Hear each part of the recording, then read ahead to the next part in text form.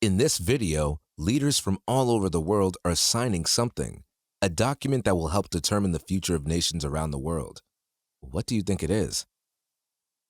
Maybe you thought they were signing a law or a treaty. Actually, they were signing a charter for the United Nations, an organization founded in 1945 to maintain international security and foster cooperation between nations. In this lesson, we'll learn all about the UN, its formation, accomplishments, and potential. Let's dive in. This signing wasn't the first time a body of representatives from around the globe had been formed.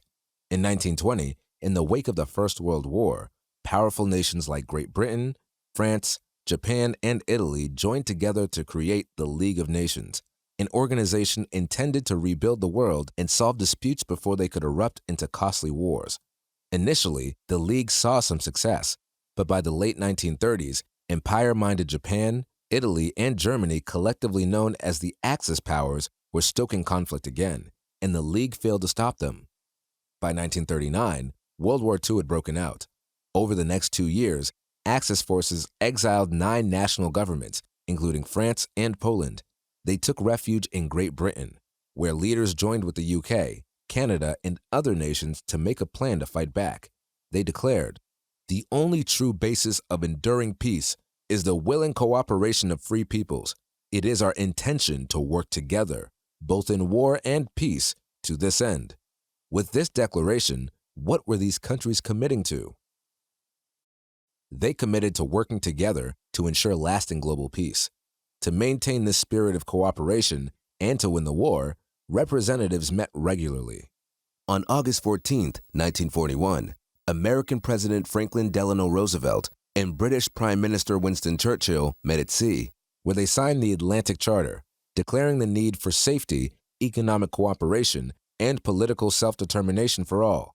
Just a few months later, commitment to the charter was tested.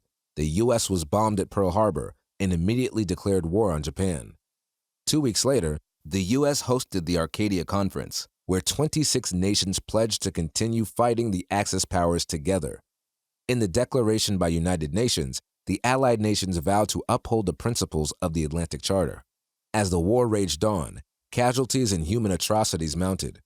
Millions died in combat, but millions more were civilians who lost their lives to bombs and to targeted executions, as Jews and other ethnic minorities were killed in what would come to be called the Holocaust. How do you think the Allied nations reacted to these casualties? With these massive casualties in mind, the Allied nations were even more committed to ending the war and ensuring lasting peace. They worked and fought together, eventually gaining the upper hand. By 1944, they were thinking ahead to what a post-war world might look like.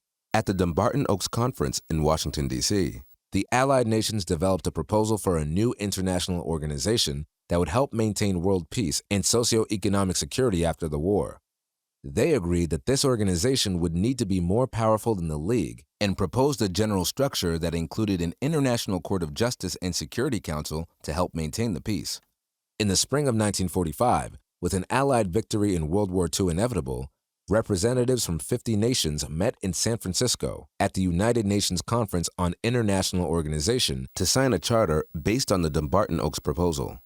Though the Allies won the war, over 60 million people, many of them civilians, died in the process, and much of Europe lay in ruins.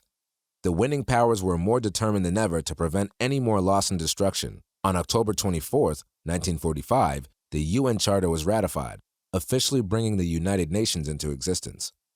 Since that day, the UN has grown from 51 nations to a General Assembly of 193 member states, including almost every country in the world. Take a look at Article 1 of the UN Charter. Based on the text, which of the following is not a purpose of the United Nations? The official purposes of the UN include maintaining international peace and security, developing friendly relations among nations, and achieving international cooperation in solving economic and social problems. To achieve these purposes, the UN is divided into 6 main organs. Of these, the most powerful is the Security Council, which can deploy peacekeeping forces to prevent international conflict by imposing financial sanctions or police actions on nations that threaten global peace. Today, The 5 permanent members of the Security Council are the 5 principal allies of World War II: the United States, China, Russia, Great Britain, and France. Since 1945, the UN has been involved in countless international conflicts and, in many instances, has been a key player in keeping the peace. The 1956 Suez Canal crisis was one such instance. UN peacekeeping forces were sent to Egypt to restore peace after Egypt was invaded by Israel, Britain, and France. The peacekeepers oversaw the extraction of foreign military forces from Egypt and helped end the conflict. These kinds of peacekeeping actions are a large part of the UN's job, but its humanitarian activities are its most celebrated. Protections for refugees and children via organizations like the UN Refugee Agency and UNICEF help the UN fulfill its mission of developing friendly international relations and solving global problems. Organizations like UNESCO help to preserve cultural heritage sites and promote education, while international policies like the Law of the Sea help to alleviate hardship and promote economic growth. Despite all of its success, the UN still has critics. Take a look at this political cartoon. Which of the following critiques of the UN is expressed in this cartoon? This cartoon expresses one major complaint against the UN, that the organization is imbalanced, favoring a few wealthy, industrialized nations over the majority, especially poorer, less developed ones. Many people even question whether the UN can achieve global peace and security if that security doesn't benefit its most powerful members, particularly the US. Still, the UN remains one of the most powerful organizations in the world, and its potential to solve our global problems and prevent another world war remains a promise held close by many. One such promise, the 2015 Sustainable Development Goals. The SDGs outline a path for our global future that addresses some of the biggest challenges facing humanity today, including climate change, inequality, and global security. At present, the UN is working in partnership with dozens of organizations to make these goals a reality and fulfill its promise of a safe and peaceful future. Now it's time to show what you know. Why was the UN formed? To what extent has it fulfilled its mission? The United Nations was created after World War II to prevent future conflicts.